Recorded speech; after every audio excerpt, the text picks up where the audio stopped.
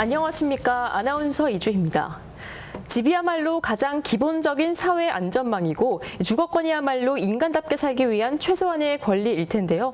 오늘은 이런 경기도민의 주거 복지를 실현하기 위해 애쓰시는 경기도의회 도시환경위원회 장동일 위원장님 모시고 자세한 이야기 나눠보도록 하겠습니다.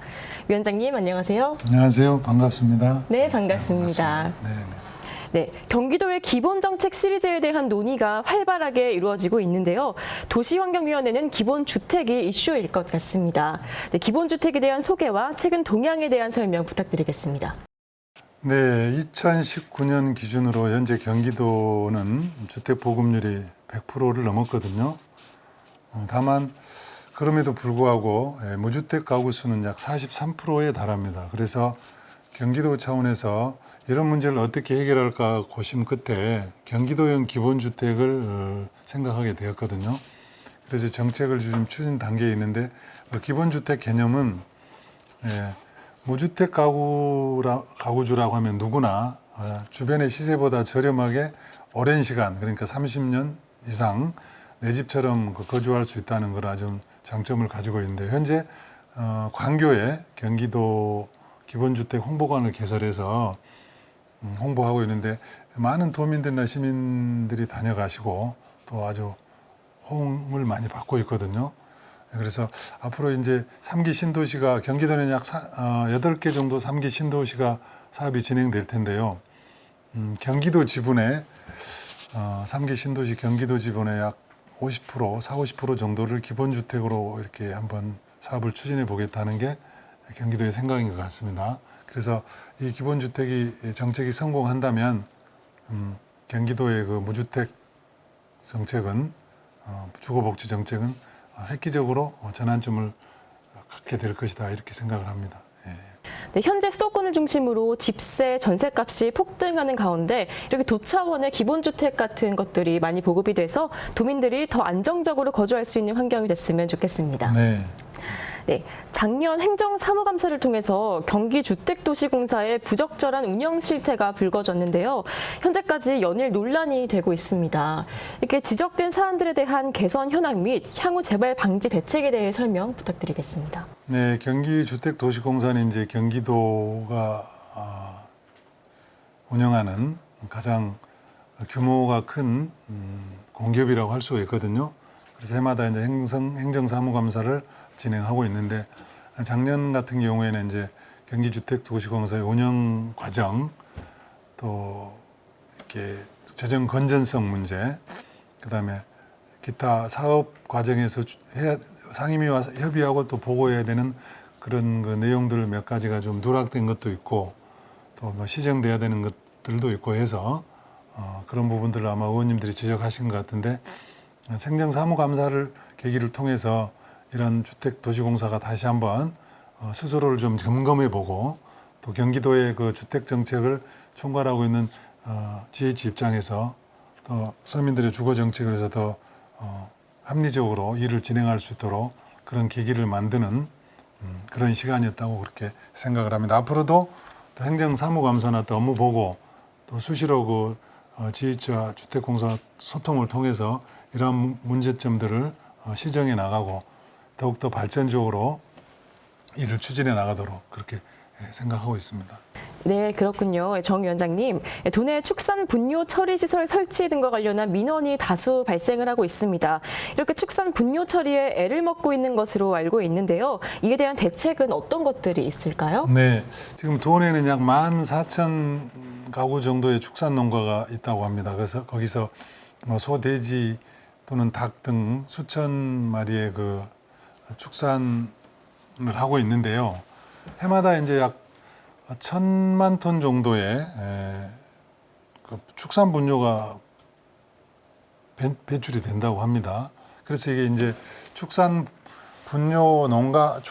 농가들도 힘들고, 또 도민들의 그 환경을 또 그 어떻든 축산 농가 악취랄지 여러 가지 그 환경 오염을 유발시키는 그런 요인들이 있을 거 아니겠어요. 그래서 여러 가지 사회 문제가 되고 있는데, 앞으로도 이제 도 차원에서는 좀 축산 가구들에게 그 어떤 저감할 수 있는 그런 장치를 또는 예산을 지원한달지 또 여러 가지 방법들을 통해서 축산 분뇨의 악취를 제거하고 또 축산 분뇨를 덜 배출할 수 있는 그런 시설들을 좀 보완할 수 있도록 여러 가지 장치들을 하고 있는데 그럼에도 불구하고 여전히 이제 과제는 남습니다. 그래서 앞으로 시군과 협의를 해서 이러한 문제들을 집중적으로 좀 파악하고 논의해서 축산물이 축산 농가가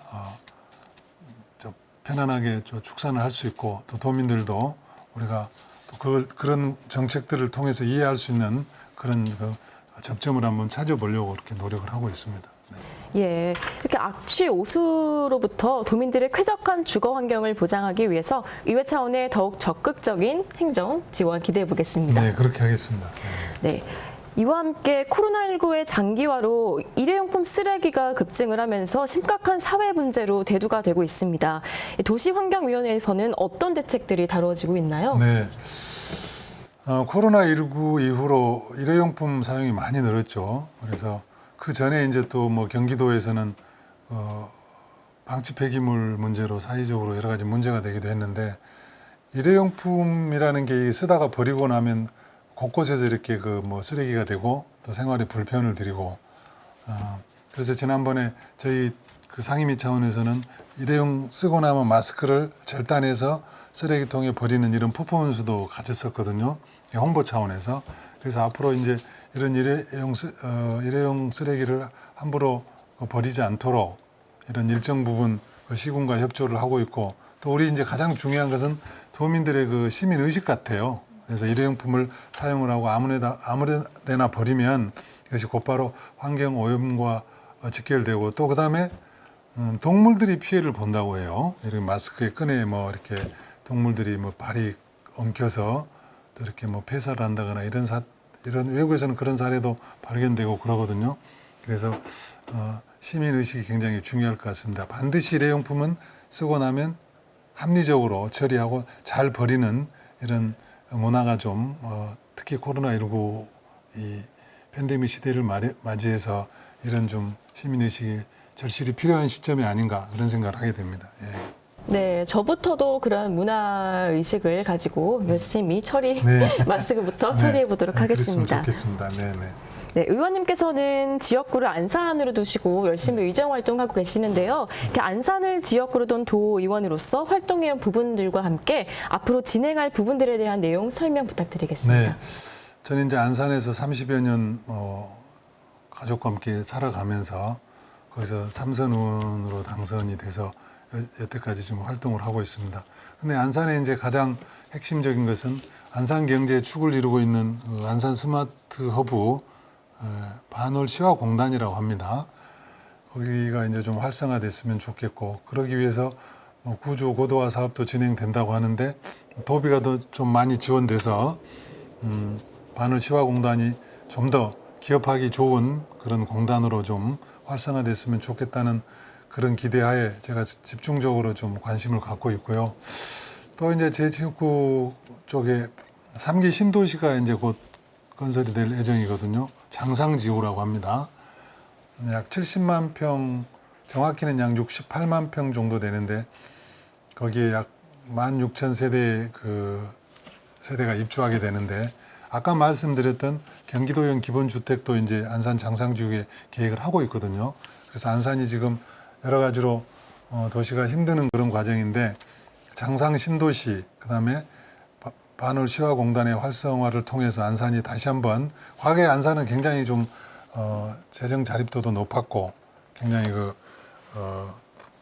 녹지도 충분히 확보된 굉장히 살기 좋은 도시였거든요. 물론 지금도 그렇습니다만은 그러나 많이 도시의 동력이 좀 떨어진 것 같아요. 그래서 안산 스마트 허브의 활성화와 장상 신도시가 3기 신도시가 좀 명품화돼서 안산시가 다시 한번 도약하는 그런 계기가 될 수 있도록 저도 일선에서 열심히 한번 노력해 볼 생각입니다. 네, 알겠습니다. 예, 의원님 그리고 기후 변화로 인해 환경 문제 그리고 삶의 변화가 일어나고 있는데요. 이에 도시환경위원회가 고민하는 부분들에 대한 설명 부탁드리겠습니다. 네, 기후 변화 여러 가지 참 사회적으로 큰 문제가 되고 있죠. 해마다 정확한 수치는 모르겠습니다만은 지구가 온난화되고 있다고 해요.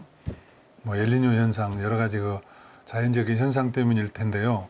특히 이제 가장 우리가 지금 중점적으로 생각해 봐야 될 것이 요즘도 우리가 불편을 겪고 있습니다만은 중국으로부터 밀려오는 황사, 미세먼지 이런 그 여러 가지 자연적인 그 환경 요인 때문에 힘들어하고 있는데 저희 도시환경위원회에서는 각 지자체에 환경 그 측정 장비를 지원한다 할지 또 뭐 중앙정부의 중국과의 그 환경 애교를 강화해서 중국으로부터 밀려오는 이런 미세먼지나 그 황사가 좀 차단될 수 있는 그런 정책들을 그건 이제 중앙정부에서 해야 되는 몫이니까 그런 부분들도 건의를 드리고 있고 또 아무튼 경기도 차원에서는 시민들이 뭐 요즘 뭐 자연스럽게 뭐 코로나 때문에 KF94 마스크를 착용을 하고 있습니다만은 개인 위생이랄지 또 미세먼지가 아주 미세하게 그 인체에 침투되면은 굉장히 그 건강에 좋지 않으니까 이런 것들도 잘 홍보하고 실시간으로 그 미세먼지 저감 방안이랄지 이런